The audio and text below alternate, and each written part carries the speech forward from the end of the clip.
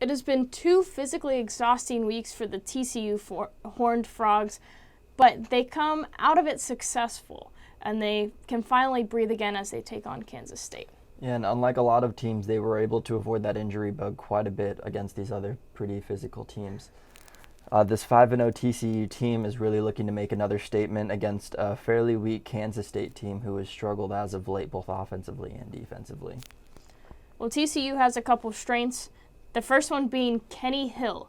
His senior season has been great so far with 1,153 passing yards for 10 touchdowns and only 3 interceptions.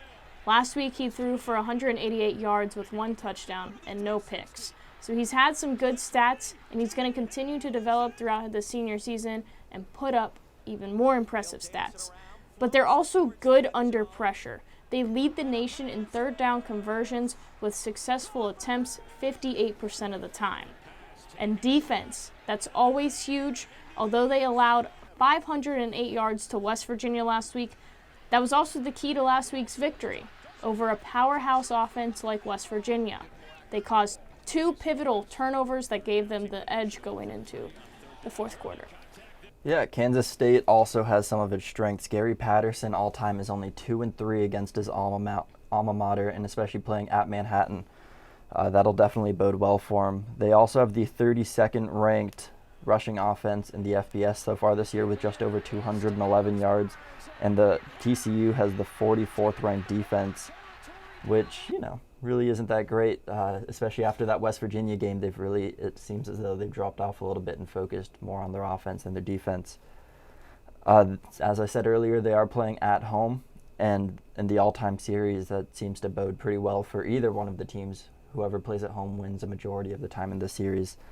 And Kansas State did also win this game last year, surprisingly in a blowout fashion, 30-6. So it might look as though TCU is going to be going after some revenge this week. They will, but Kansas State, they started out ranked and then they just fell off. Yeah, it seems to be a problem lately, especially for Kansas State. In the last couple of years, they've done that. And here's where the weakness began with Vandy. Now, losing to Vandy is tough. It hardly ever happens to a good team that starts ranked in the top 25, but they just have yet to bounce back fully from it. Offense was a big struggle during that game, and it's gotten better, but it's continued to be a struggle. They also have a weak secondary. In the last 3 games alone, they've given up nearly 900 yards, 2 of those teams being Vandy and Baylor, 2 of the worst teams in college football right now. Yeah, especially offensively, those teams are nothing to write home about. TCU has the 104th ranked passing defense, allowing just over 255 yards per game, which is it's pretty bad. It's really bad. It's something that they'll definitely need to work on, especially when they, a little later in the season when they start facing these teams that have better passing offenses. And Oklahoma State will take full advantage of a TCU team like that. They also have the 47th ranked passing offense, which, once again, isn't really that great. They have a very balanced offense. Their rushing attack isn't necessarily super high ranked either, and it's when they combine the two that they're a truly effective offense. But against a lot of teams, Kansas State hopefully being one of them, really getting those numbers up and trying to improve upon yourself every week is something that they'll need to do in order to get a win. You got to have someone that can stop the Kansas State run, because that's really all they've got going for them right now, and that is going to be linebacker Traven Howard. He will be responsible for stopping the run and has a total of 38 tackles already, 3.5 of those for loss. And he's even got a pick 6 in the books. Another really key player in this game is Jesse Ertz. Earlier this week, he was named the starter again against TCU. He leads the team in both passing and rushing this season. He has 65 carries for 336 yards and 3 rushing touchdowns.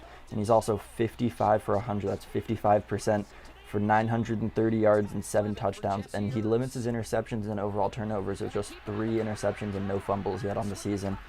He's definitely going to be a key player on both the rushing offense and the passing offense. But is it enough to beat TCU? No, it's not. I don't think West Virginia couldn't do it with Will Grier, who is just a better overall quarterback, and they also have a better rushing offense. I don't think Kansas State has much of an option here to really ride him as much as possible. And hopefully he's able to pull one out. but it doesn't really seem like it based on his past performances so far this year. I'm also going to go with TCU. They've had a great season so far, and I don't see them letting their guard down against Kansas State, who really doesn't have much to offer. Well, that's all for now. I'm Janae Muchmore. And I'm Griffin Parkhurst. Thanks for watching, guys. And be sure to check out our other weekly matchups on the right side of your screen. Have a great night. Have a good night.